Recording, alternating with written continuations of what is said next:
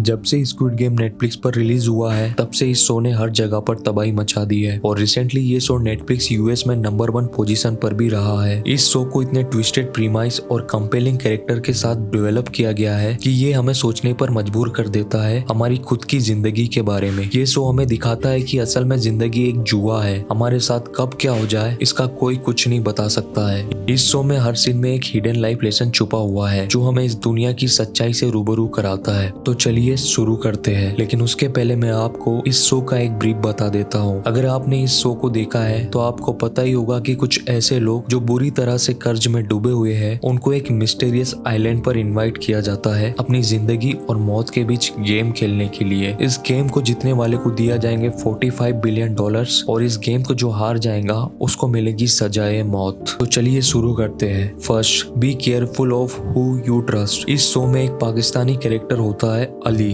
अब जो अली होता है वो इस शो के दूसरे कैरेक्टर सांगवू की बहुत इज्जत करता है, उसकी बहुत रिस्पेक्ट करता है, उसे अपने बड़े भाई के समान मानता है और आंख बंद करके वो सांगवू पर भरोसा करता है। पर जब 6th एपिसोड में मार्बल गेम में अली और सांगवू एक दूसरे के अपोजिट गेम खेलते हैं तो अली उस गेम में सांगवू से जीत रहा होता है। तब सांगवू अली को विश्वास दिलाता है कि उसके पास में एक ऐसी ट्रिक है जिससे हम दोनों जिंदा रह सकते हैं और फिर सांगवू अली के साथ मार्बल्स की फेरबदल कर देता है। बेसिकली सांगवू अली के साथ में चीटिंग करता है और फिर अली को अपनी जान गंवानी पड़ती है गेम को जीतने के बावजूद भी। अली की डेथ हमें बताती है कि हमेशा नाइस गाय बनकर रहने से लोग आपका फायदा उठा लेते हैं, तो इतने सीधे बनकर भी ना रहा करो कि लोग तुम्हारा फायदा उठा ले।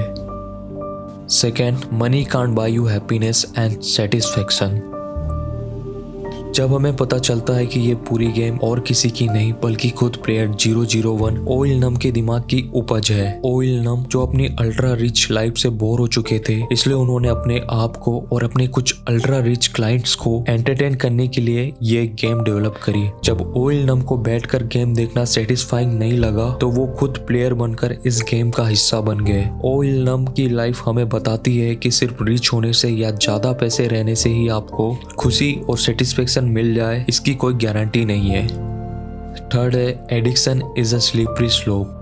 एक चीज जो स्क्विड गेम के सभी प्लेयर में कॉमन थी कि वो सब बहुत ज्यादा कर्ज में डूबे हुए थे। जी हुन जो इस गेम का मेन कैरेक्टर था, उसका कर्ज में डूबे होने का कारण था उसका गैम्बलिंग एडिक्शन। अपने गैम्बलिंग एडिक्शन की वजह से जी हुन की लाइफ के सारे एक्सपेक्ट खराब हो चुके थे। वो अपने डॉटर को सपोर्ट नहीं कर पा रहा था, वो अपने मॉम का डायबिटीज ट्रीटमेंट नहीं कर पा रहा था, उसका अपनी वाइफ के साथ में डिवोर्स हो चुका था। मतलब जी हुन की लाइफ में सारी चीजें खराब हो गई थी सिर्फ गैम्बलिंग एडिक्शन की वजह से। इसलिए गैम्बलिंग जैसी चीजों से हमेशा दूर रहना चाहिए। आज खुले में हमारे पास में गैम्बलिंग प्लेटफॉर्म्स अवेलेबल है लाइक एमपीएल, ड्रीम 11, रमी और ना जाने कितने ऐसे प्लेटफॉर्म्स आज खुले में हमारे सामने हैं और कितने सारे लोग इन चक्करों में पड़कर अपनी जिंदगी बर्बाद भी कर रहे हैं। आप बस कभी भी इन चक्करों में ना पड़ो क्योंकि जुआ खेलकर आप कभी भी अमीर नहीं बन सकते हो। अगर जुआ खेलकर ही रिच बनते होते तो आज वर्ल्ड्स रिचेस्ट मैन भी कोई जुआरी होता।